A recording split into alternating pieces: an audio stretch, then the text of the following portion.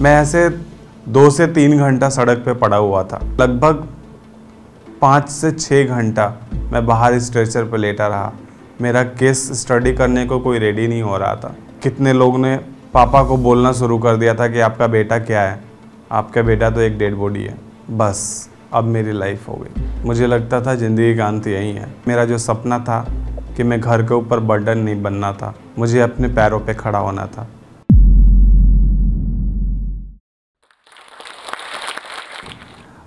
नमस्ते, मेरा नाम अजय राज है। मैं झारखंड के गढ़वा ज़िला से बिलोंग करता हूँ। मैं मेडिकल टर्म के हिसाब से 100% पैरालाइज्ड हूँ। मतलब कि गर्दन का नीचे का हिस्सा मैं बिल्कुल भी मेरे कंट्रोल में नहीं है, लेकिन मेरे सपने कभी पैरालाइज्ड नहीं हुए।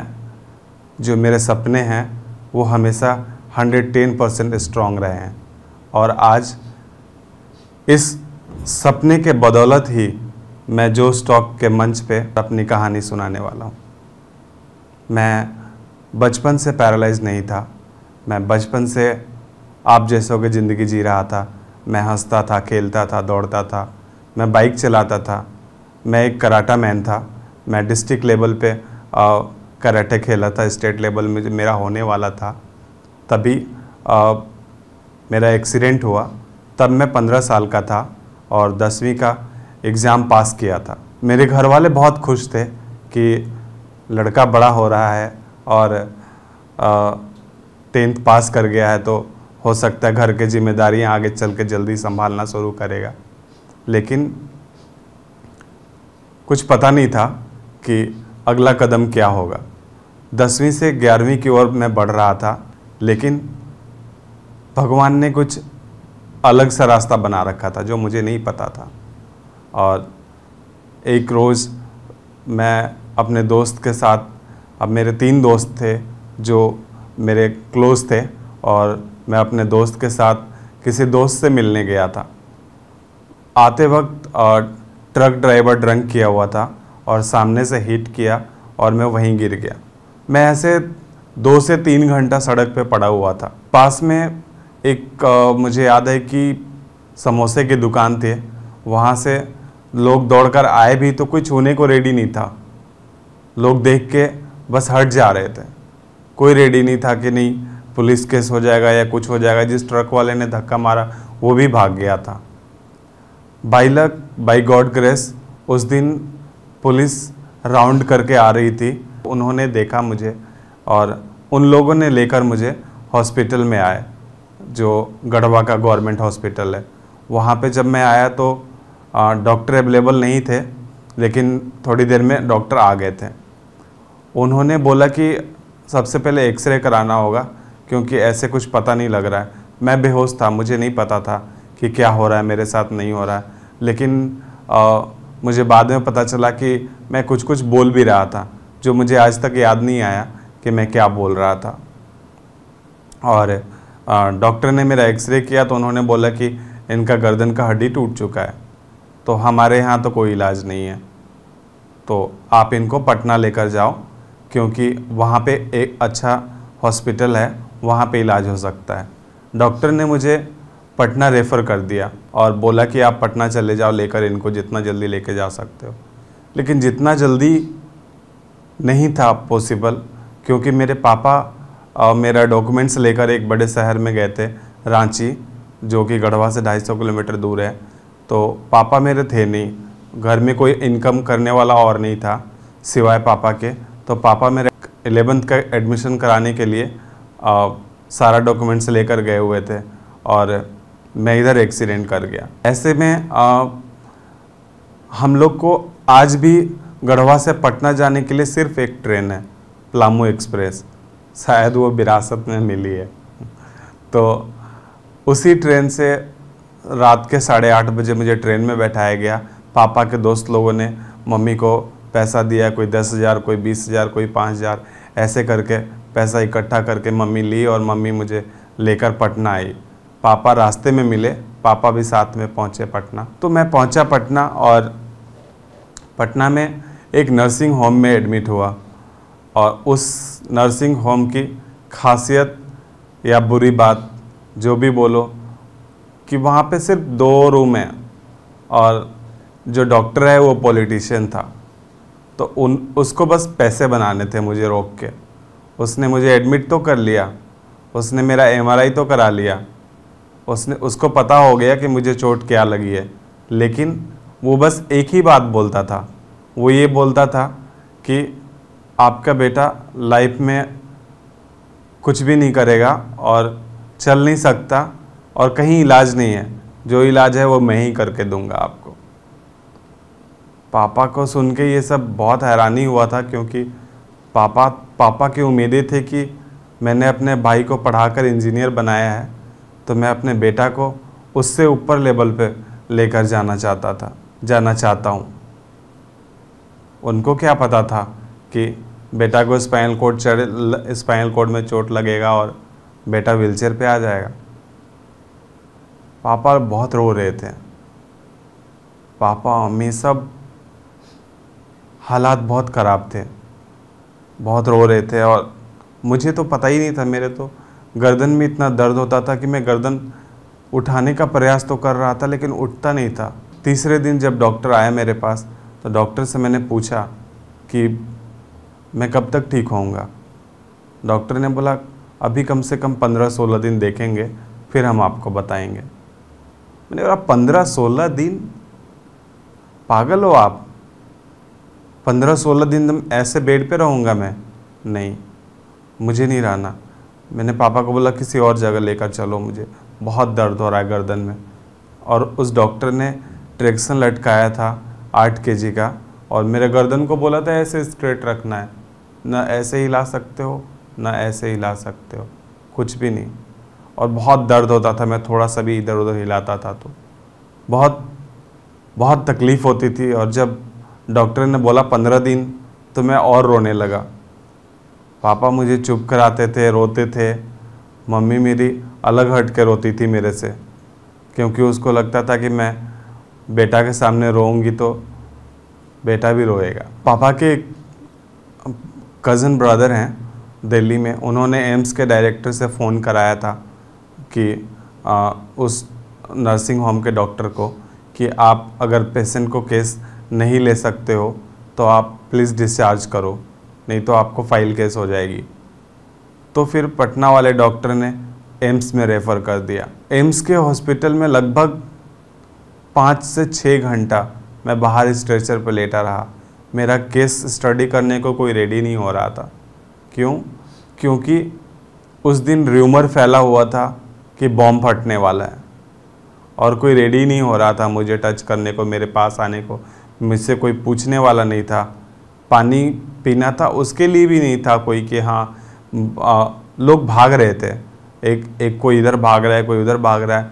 उस बीच में एक डॉक्टर मिला और पापा को बताया कि आज के डेट में आपका बेटा का कुछ भी नहीं हो सकता है, और अगर आपको कुछ कराना है तो आप सामने जो सफदरजंग है वहाँ पर लेकर जाओ आप। फाइनली 8:30 बजे मेरा एडमिशन हुआ और मैं सफदरजंग हॉस्पिटल में एडमिट हो गया।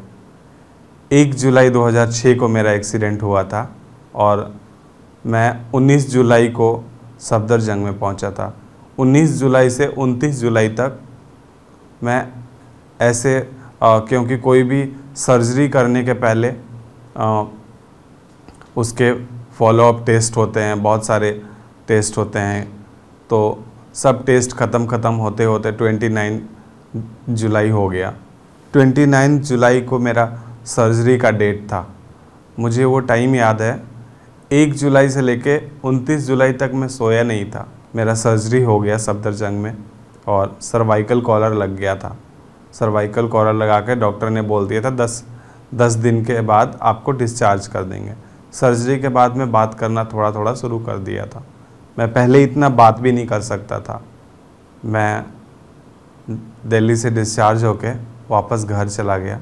मेरे पास व्हीलचेयर नहीं था उस टाइम, और मैं एक मंचे पे लेट के ही मम्मी नहलाती थी, मम्मी करवट करती थी। जब मैं घर आया तो मैं तो बेड पे हो ही गया था। मेरी मम्मी मुझे मंजे पे नहलाती थी, मंजे पे करवट करती थी, लेकिन घर पहुंचने के बाद मुझे एक और चीज़ मिला, वो था मेरी बहन। मेरी बहन को सदमा लग गया था कि मेरे भाई के साथ हुआ क्या, और उसको ऐसा सदमा लगा कि वो बेड पे पड़ी है तो पड़ी है, कोई बात कर रहा है तो कर रहा है, उसको ब्रश दे रहा है तो वो ब्रश कर रही है, नहीं तो नहीं। मतलब मैं अपने घर में एक मैं तो था ही, दूसरी बहन, एक घर में जिस पिता का बड़ा बेटा और बड़ी बेटी, जिस घर में ऐसा हो तो क्या हालात होंगे। लेकिन इसके अलावा समाज, सोसाइटी, जो लोग ताने मारने से पीछे नहीं हटते थे। जब फर्स्ट डे में घर पहुंचा था तब तो पूरा गांव लोग इकट्ठा हो गए थे। कितने लोग तो ऐसे ताने मारते थे कि जो लड़का 15 मिनट घर में नहीं रह सकता, वो आज 15 दिन से 20 दिन से ऐसे लेटा हुआ है। ऐसे ऐसे बहुत सारे, इवन कितने लोग ने पापा को बोलना शुरू कर दिया था कि आपका बेटा क्या है, आपका बेटा तो एक डेड बॉडी है। हालात देख के ना लगता था बस भगवान ले जाओ, क्या कर रहे हो, क्या चाहते हो। तंग आ गया था मैं अपनी लाइफ से। लेकिन इन बीच पापा के एक दोस्त ने दिल्ली का रिहैब के बारे में बताया था, और तब मैं रिहैब गया 2009 में। 2009 में तो वहाँ पे पता चला कि हम लोग के जैसी लाइफ भी होती है। वहाँ पे उन्होंने बताया कि आप पजामा पहनना है, आपको टी शर्ट पहनना है। 2006 से 9 तक तो मैंने कुछ भी नहीं, मैं बनियान और चादर से ढक के अपनी बॉडी को रहता था। 9 महीने रिहैब लेने के बाद मैं घर चला गया। घर जाने के बाद मैं बैठने लगा था, मैं बात करने लगा था, मेरे पास व्हीलचेयर हो गया था। लेकिन तब भी मेरे अंदर में सुकून नहीं था। जैसे कि मैंने बताया कि मेरे सपने कभी भी पैरालाइज नहीं हुए। मेरे सपने 110% स्ट्रॉन्ग रहे हैं, चाहे मैं बेड पे हूँ, चाहे मैं बेड से पहले था। सिर्फ मैं रुका था, दुनिया भाग रही थी। मेरे साथ जो दोस्त थे वो भाग रहे थे, उनकी ज़िंदगी भाग रही थी। कोई इंजीनियर बन रहा था, कोई खुद का कंप्यूटर सेंटर खोल रहा था, कोई कुछ कर रहा था। लेकिन मैं सिर्फ बैठ के व्हीलचेयर पे हाथ धर के बैठ के इंतज़ार कर रहा था कि थोड़ा सा कुछ इम्प्रूवमेंट होगा तो मैं कुछ करूं। लेकिन मेरे से सब्र नहीं हो रहा था।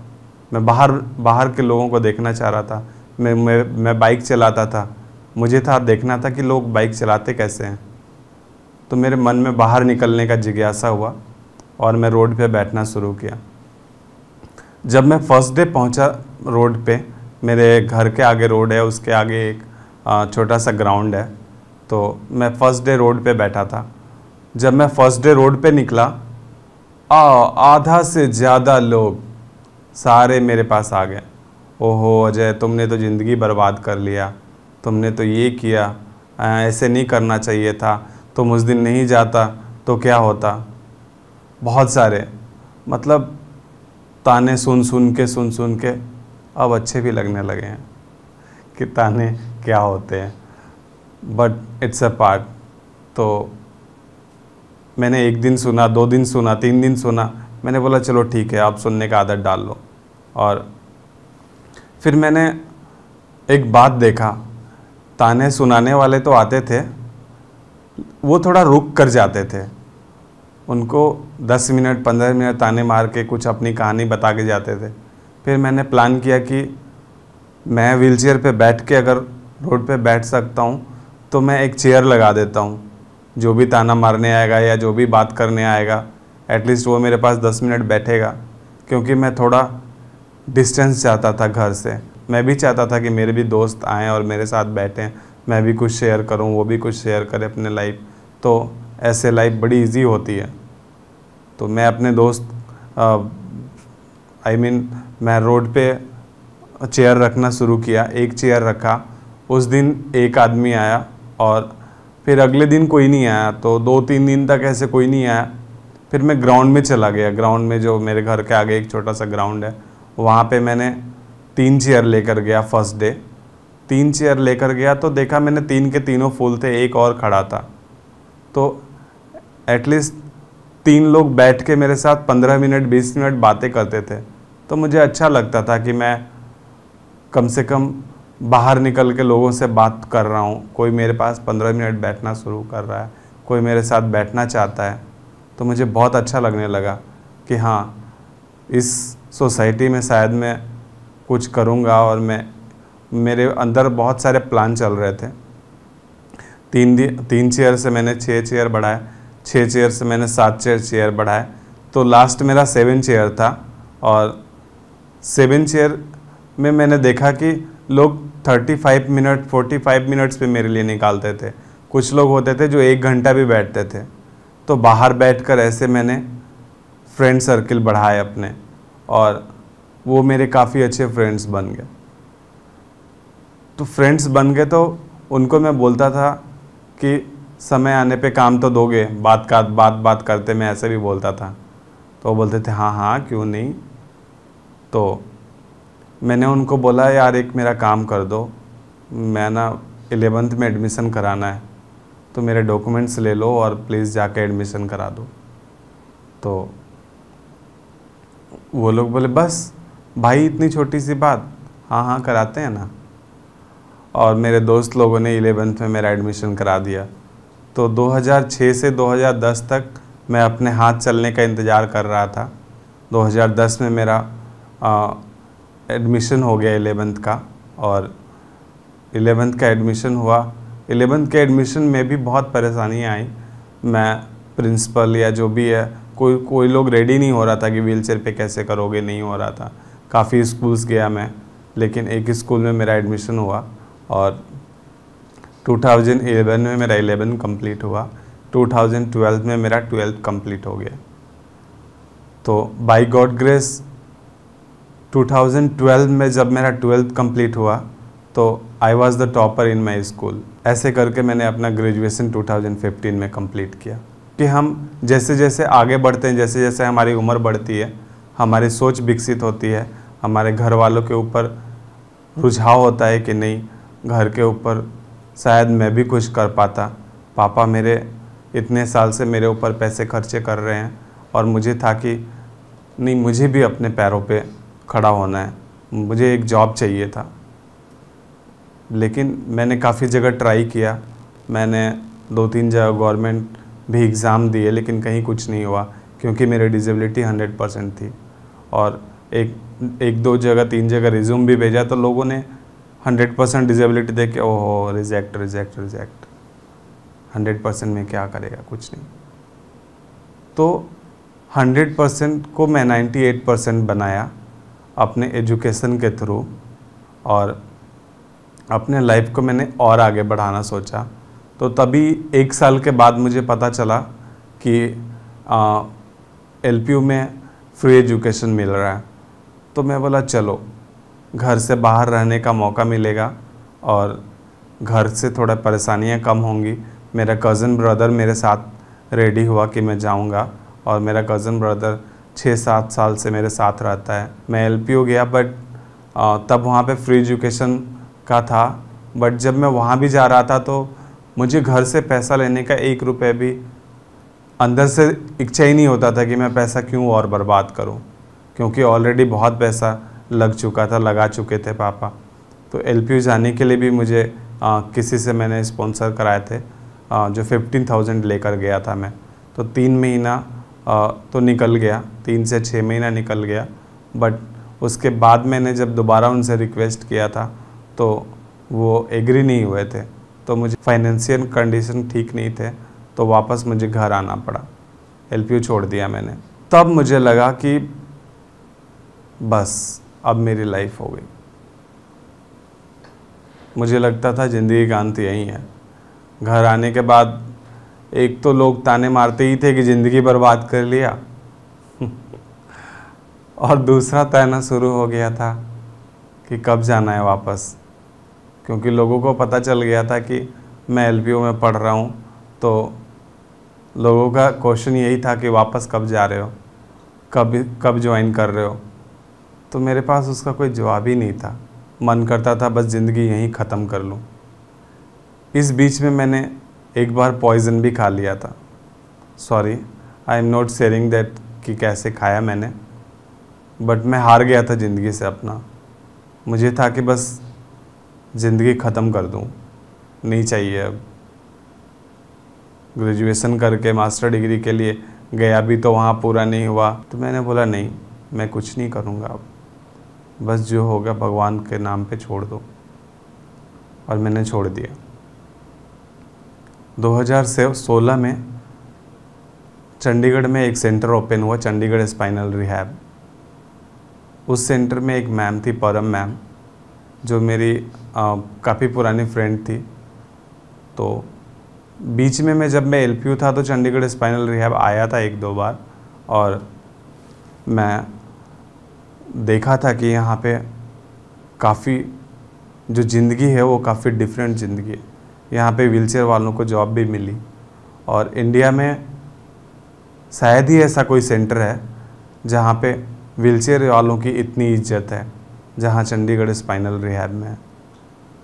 तो चंडीगढ़ स्पाइनल रिहैब से मुझे ऑफ़र आया था माउथ पेंटिंग के लिए, तो तब मैं माउथ पेंटिंग करता था। उन्होंने मुझे दूसरे दिन बुलाकर बोला कि बेटा अजय, मैं नहीं चाहती हूँ कि आप घर के एक कोने में रहो और अपनी लाइफ को रोको। आप क्या करना चाहते हो मुझे बताओ, मैं आपकी हेल्प करूँगी। अगर आप एलपीयू जाना चाहते हो तो मैं स्पॉन्सर करने को रेडी हूँ, आपकी एजुकेशन मैं पूरा कंप्लीट कराऊँगी। लेकिन मुझे था कि नहीं, मुझे जॉब चाहिए, मुझे इंडिपेंडेंट होना है, मैं घर पे बर्डन नहीं बनना अब। मैं बस, मुझे था कि घर से बस मैं 2 रुपये भी कमाऊँ, जहाँ भी कमाऊँ, जैसे भी कमाऊँ, अपने दम पे जीना चाहता था मैं। मैम ने बोला ठीक है, हम सोचते हैं आपके लिए क्या करेंगे। और अगले दिन मैम ने मुझे ऑफ़र किया कि ठीक है, हम आपको एक चांस देंगे। सबसे पहले हम आपको इंडिपेंडेंट बनाएंगे, और वो इंडिपेंडेंट कैसे बनाएंगे, आपको मोटराइज व्हीलचेयर देंगे। और मैम ने मुझे मोटराइज व्हीलचेयर दिया, और मोटराइज व्हीलचेयर के थ्रू मैं आज इंडिपेंडेंट हूँ। आज मैं चंडीगढ़ स्पाइनल रिहैब में as a social media in charge, peer counsellor and kitchen contractor के रूप में काम कर रहा हूँ। मुझे सबसे पहले सोशल मीडिया इंचार्ज बनाया गया था, और मैं सोशल मीडिया का काम कर रहा था, जैसे फेसबुक, यूट्यूब जो भी है वो सारा हैंडल करना आज भी मैं कर रहा हूँ। और मेरे काम को देखने के बाद मुझे और भी चीज़ें संभालने को दी गई, जैसे किचन कॉन्ट्रैक्टर, लोगों को काउंसिल करना, या अभी जैसे कोई भी इवेंट होता है चंडीगढ़ स्पाइनल रिहैब में, तो उसका चीफ कोऑर्डिनेटर मैं होता हूँ। चंडीगढ़ स्पाइनल रिहैब ने बहुत सारे इवेंट कराए, जैसे स्कूबा डाइविंग, पैरामोटरिंग, स्विमिंग, इन सब चीज़ों को मैंने किया।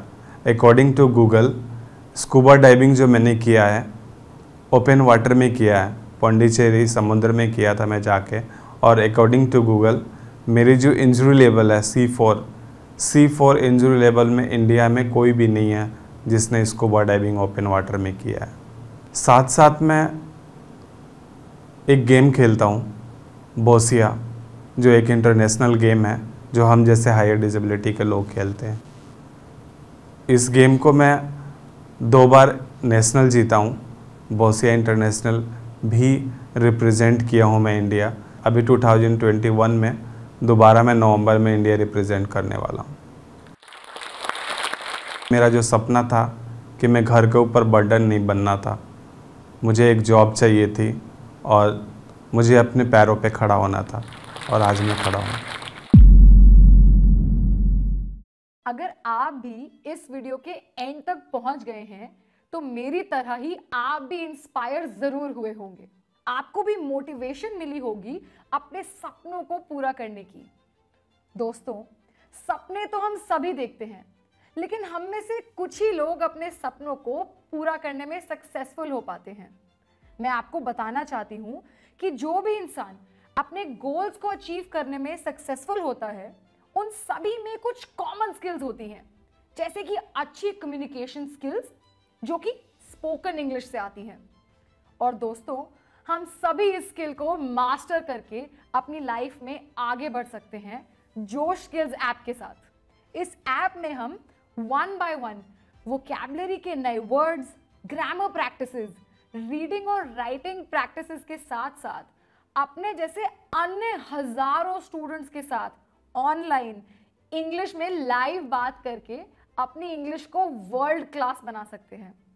आज ही अपनी सक्सेस की तरफ पहला कदम लें भारत के नंबर 1 स्पोकन इंग्लिश ऐप जोश स्किल्स के साथ।